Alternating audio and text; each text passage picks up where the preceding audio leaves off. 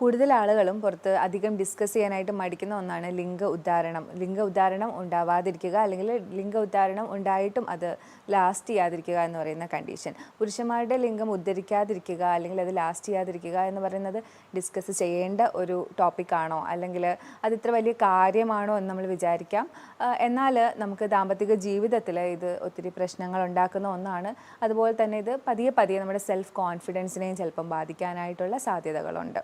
ഇന്ന് ഞാനിവിടെ ഡിസ്കസ് ചെയ്യാൻ പോകുന്നത് ഇതുപോലെയുള്ള സെക്ഷൽ ഡിസ്ഫങ്ഷൻ, എറക്ടൈൽ ഡിസ്ഫങ്ഷൻ ഉണ്ടാവുന്നത് അതിന് എന്തൊക്കെ ഡയറ്റ് നമുക്ക് ചെയ്യാം, എന്തൊക്കെ സപ്ലിമെൻറ്റ്സ് കൊടുക്കാം, ഇത്തരത്തിലുള്ള കാര്യങ്ങളാണ് ഞാൻ നിങ്ങളുമായിട്ട് ഡിസ്കസ് ചെയ്യാൻ പോകുന്നത്. ഞാൻ ഡോക്ടർ ആമിന, മെഡിക്കൽ ഓഫീസർ, പ്രാണ നാച്ചിക്യൂർ സെൻറ്റർ. ലൈംഗികത എന്ന് പറയുന്നത് ഒരു കോംപ്ലക്സ് ആയിട്ടുള്ള ഒരു സിസ്റ്റമാണ്. അതിനകത്ത് നമ്മുടെ ഹോർമോൺസ് ഇൻവോൾവ് ആവുന്നുണ്ട്, നാഡീവ്യൂഹങ്ങൾ ഇൻവോൾവ് ആവുന്നുണ്ട്, അതുപോലെ തന്നെ രക്തക്കുഴലുകൾ ഇൻവോൾവ് ആവുന്നുണ്ട്, ഹോർമോൺ ഇൻവോൾവ് ആവുന്നുണ്ട്, വികാരങ്ങൾ ഇൻവോൾവ് ആവുന്നുണ്ട്. ഇത്രയും കോംപ്ലക്സ് ആയിട്ടുള്ള ഒരു പ്രവൃത്തി ആയതുകൊണ്ട് തന്നെയാണ് ഇതിന് ഇത്രയും കോംപ്ലക്സ് ഉള്ളത്. ഇതിലേതൊന്നിന് പ്രശ്നം വന്നാലും ലിംഗം ഉദ്ധരിക്കാതിരിക്കാം. മെഡിക്കൽ കണ്ടീഷൻസ് ആയിട്ടുള്ള ഡയബറ്റീസ്, അതുപോലെ തന്നെ ഹാർട്ടിൻ്റെ കണ്ടീഷൻസ്.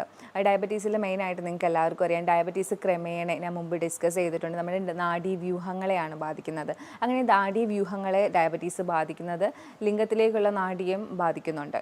അങ്ങനെ ലിംഗത്തിലേക്കുള്ള നാഡീവ്യൂഹത്തിനെ ബാധിക്കുമ്പോൾ ഉദ്ധാരണം നടക്കാതെ വരാം. അതുപോലെ തന്നെ രക്തക്കുഴലുകൾ, കാർഡിയാക് ഡിസ്ഫങ്ഷൻസ് വരുമ്പോഴും ഇതുപോലെ രക്തം പമ്പ് ചെയ്യുന്നതിൻ്റെ കുഴപ്പമാണല്ലോ കാർഡിയാക് ഡിസ്ഫങ്ഷൻസിൽ വരുന്നത്.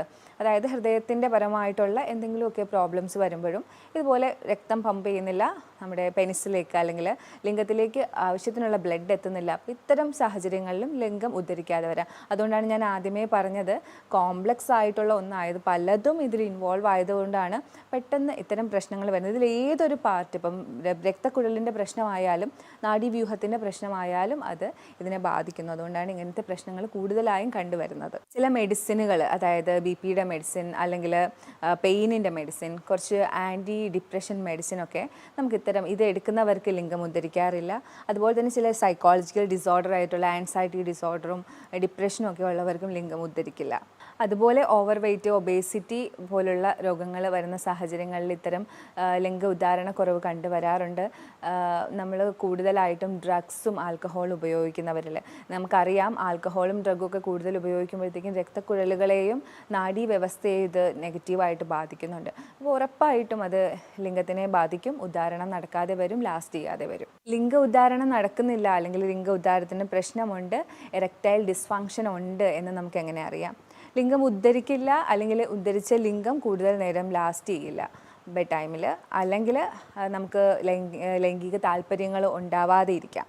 ഇത്തരം സാഹചര്യങ്ങളിലാണ് നമുക്ക് അതൊരു എറക്ടൈൽ ഡിസ്ഫങ്ഷൻ ആണ്, അല്ലെങ്കിൽ ഉദ്ധാരണക്കുറവ് ഈ വ്യക്തിക്കുണ്ട് എന്ന് നമുക്ക് പറയാൻ കഴിയുന്നത്. ഇത്തരം ലിംഗം ഉദ്ധരിക്കാതെ ഇരിക്കുന്ന അവസ്ഥ, അല്ലെങ്കിൽ ഉദ്ധാരണക്കുറവ് അനുഭവിക്കുന്നവർ ഇത് ഡയറ്റിൻ്റെ പ്രശ്നമാണോ എന്ന് എപ്പോഴും, എല്ലാം ഡയറ്റിൻ്റെ പ്രശ്നം കാരണമാണല്ലോ, അപ്പോൾ ഇതും ഇതിനൊരു പങ്ക് ഡയറ്റിലുണ്ടോ എന്ന് നമുക്ക് എന്തായാലും ഒരു സംശയം ഉണ്ടാവും.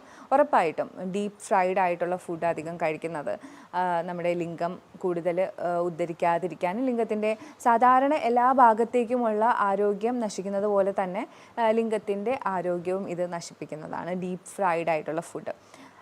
അതിൽ തന്നെ നമ്മൾ ഏത് ഓയിലാണ് ഉപയോഗിക്കുന്നത് നമുക്കറിയില്ലല്ലോ. അപ്പോൾ അത്തരം ഭക്ഷണങ്ങൾ, നിങ്ങൾക്ക് ഇത്തരം പ്രശ്നങ്ങൾ നിങ്ങൾ അനുഭവിക്കുന്നുണ്ടെങ്കിൽ ദയവ് ചെയ്ത് അത്തരം ഭക്ഷണങ്ങൾ നിങ്ങൾ ഒഴിവാക്കുന്നതായിരിക്കും കൂടുതൽ നല്ലത്. നമ്മൾ ഫുൾ ഫാറ്റ് ഡയറി, അതായത് ഫാറ്റുള്ള ഡയറി, നമ്മൾ സ്കിംഡ് മിൽക്ക് എന്നൊക്കെ പറയും, അതല്ലാണ്ട് ഫാറ്റ് ഫുള്ളായിട്ടുള്ള ഡയറി പ്രോഡക്ട്സ് യൂസ് ചെയ്യുന്നത് നമ്മുടെ ഇത്തരം പ്രശ്നങ്ങൾ ഫേസ് ചെയ്യുന്ന ആൾക്കാർക്ക് അത്ര നല്ലതല്ല.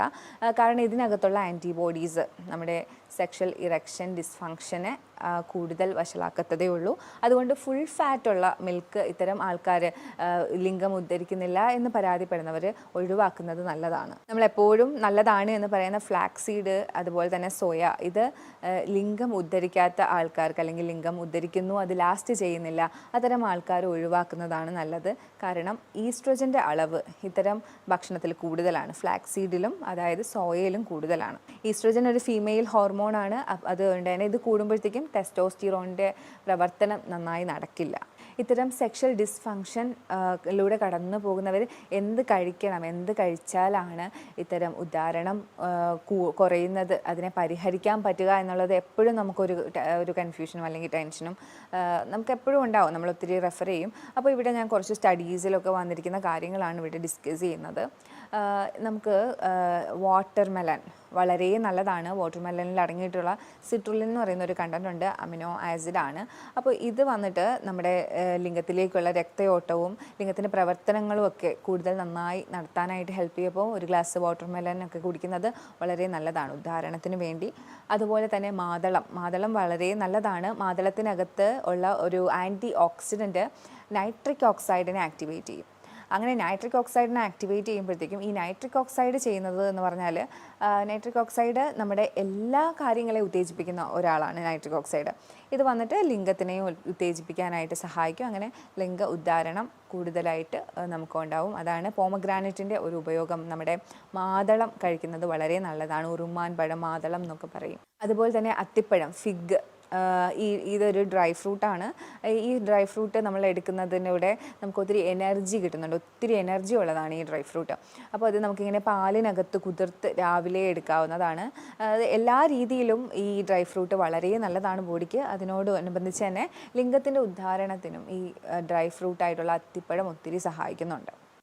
ആൻറ്റി ഓക്സിഡൻസ് കൂടുതൽ അടങ്ങിയിട്ടുള്ള അവക്കാഡോസ്, ഒലിവ് ഓയിൽസ്, അത്തരം ഫുഡുകളൊക്കെ ഉൾപ്പെടുത്തി കഴിഞ്ഞാൽ നമുക്ക് ലിംഗോദ്ധാരണത്തിന് സഹായിക്കും. എപ്പോഴും നല്ല ക്ലീനായിട്ടുള്ള ഭക്ഷണം കഴിക്കുക. അതായത് ക്ലീൻ എന്ന് പറയുമ്പോഴത്തേക്കും വൃത്തിയുള്ള അടുക്കളയിൽ ഉണ്ടാക്കിയതെന്നല്ല, അത് ടോക്സിൻസ് കുറഞ്ഞ ഭക്ഷണം കഴിക്കുക. നമ്മളിവിടെ വരുമ്പോഴത്തേക്ക് എപ്പോഴും ഞാൻ പേഷ്യൻസിനോട് പറയും, ഇവിടെ ക്ലീൻ ആയിട്ടുള്ള ഭക്ഷണമാണ് നിങ്ങൾക്ക് തരുന്നത്. അതിൻ്റെ അർത്ഥം ഒരിക്കലും അത് ക്ലീൻ ആയിട്ടുള്ള കിച്ചണിൽ ഉണ്ടാക്കിയെന്നല്ല.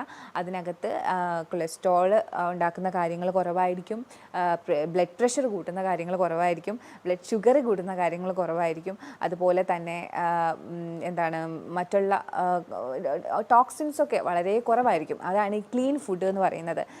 കൂടുതലായിട്ടും അധികം കരിച്ചും പൊരിച്ചും എടുക്കാത്ത ഫുഡ്, ആവിയിൽ വേവിച്ചത്, അധികം സ്പൈസ് ആഡ് ചെയ്യാത്തത്, ആവശ്യത്തിന് എല്ലാം ഒരു ബ്ലാൻഡ് ലെവലിൽ ആയിരിക്കും കഴിക്കുന്നത്. അപ്പോൾ അത്തരം ഭക്ഷണക്രമങ്ങൾ എപ്പോഴും നമ്മുടെ ശരീരത്തിനെ ഉത്തേജിപ്പിക്കും.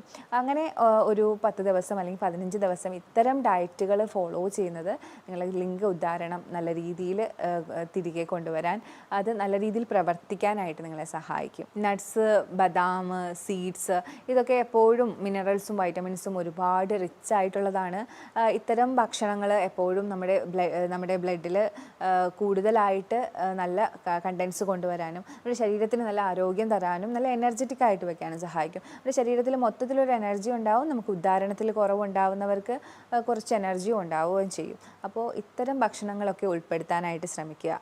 അതുപോലെ തന്നെ ഗ്രേപ്പ്, ബീട്രൂട്ട് ഒക്കെ ഇത്തരം ഉദ്ധാരണം കൂട്ടാൻ സഹായിക്കുന്നു എന്ന് പറയുന്നുണ്ട്. പക്ഷേ തണ്ണിമത്തനിൽ പ്രത്യേകം സ്റ്റഡികൾ തന്നെയുണ്ട്. തണ്ണിമത്തൻ സിട്രുലിൻ അടങ്ങിയിട്ടുള്ളത് കൊണ്ട് ലിംഗ ഉദ്ധാരണത്തിന് ഒത്തിരി സഹായിക്കുന്നുണ്ടെന്ന്. പക്ഷേ ഗ്രേപ്പും നമ്മുടെ മുന്തിരിയിലും ബീട്രൂട്ടിലും സ്റ്റഡീസ് ഇല്ല. പക്ഷേ ലിംഗ ഉദ്ധാരണത്തിന് ഒരുപാട് സഹായിക്കുന്നുള്ള, നമ്മുടെ തണ്ണിമത്തനെ പോലെ സഹായിക്കുന്നുണ്ട് എന്നാണ് പറയപ്പെടുന്നത്. ബീട്രൂട്ടും മുന്തിരിയും സഹായിക്കുന്നുണ്ട്. വൈറ്റമിൻസും മിനറൽസും ധാരാളമായിട്ട് അടങ്ങിയിട്ടുള്ള ഭക്ഷണങ്ങളാണ് ഉദാഹരണം കുറഞ്ഞവർ കൂടുതലായിട്ടും കോൺസെൻട്രേറ്റ് ചെയ്യേണ്ടത്.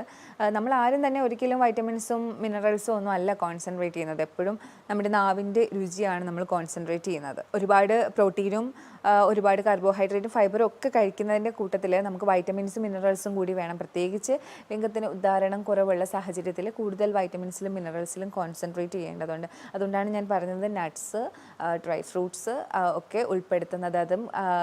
അതും അതിൽ തന്നെ എസ്പെഷ്യലി ഫിഗൊക്കെ കഴിക്കുന്നത് വളരെ നല്ലതാണെന്ന് ഞാൻ പറഞ്ഞിരുന്നു. ഇനി നമുക്ക് നമ്മൾ ലിംഗ ഉദ്ധാരണത്തിനായിട്ട് സഹായിക്കുന്ന സപ്ലിമെൻറ്റ്സ് ഏതൊക്കെയാണെന്ന് നോക്കാം.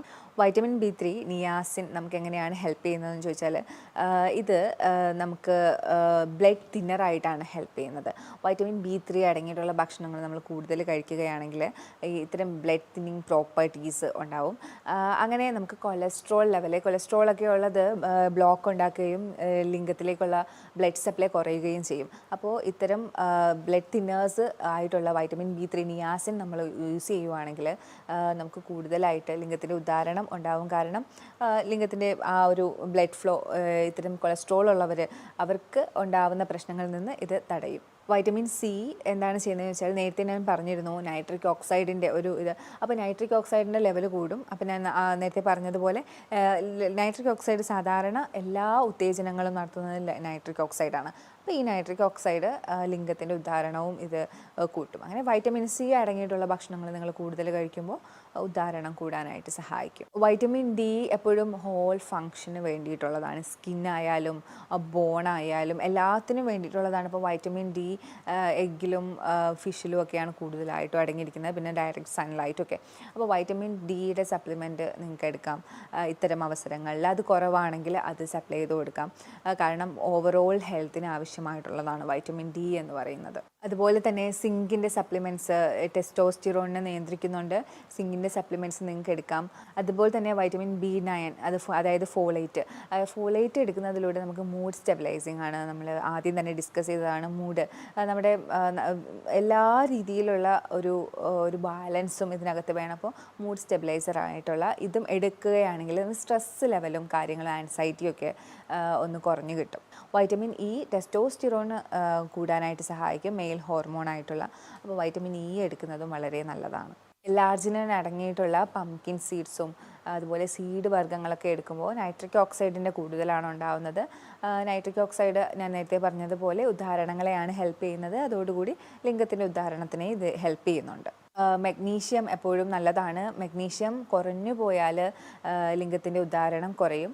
മഗ്നീഷ്യം എപ്പോഴും ബ്ലഡ് വെസൽസിനെ കൂടുതൽ നല്ല ആരോഗ്യകരമായിട്ട് വെക്കാനായി റിലാക്സ് ചെയ്യുന്ന ഒന്നാണ് മഗ്നീഷ്യം എന്ന് പറയുന്നത്. അപ്പോൾ ഇതിൻ്റെ കുറവ് നമ്മുടെ ബ്ലഡ് വെസൽസിനെ കൺസ്ട്രക്റ്റ് ചെയ്യുകയും ലിംഗത്തിൻ്റെ ഉദ്ധാരണം കുറയ്ക്കുകയും ചെയ്യും. ഇത് നമുക്ക് കൂടുതലായിട്ടും അവക്കാഡോസ്, ലെഗ്യൂംസ് ഒക്കെ ഉപയോഗിക്കാം മഗ്നീഷ്യം കൂടുതലായിട്ട് നമുക്ക് കിട്ടാനായി. ടെസ്റ്റോസ്റ്റിറോൺ ഇത്രയും ഇമ്പോർട്ടൻ്റ് ആണോ, ഇത്രയും യൂസ്ഫുൾ ആണോ എന്ന് നമുക്ക് എന്തായാലും തോന്നാം.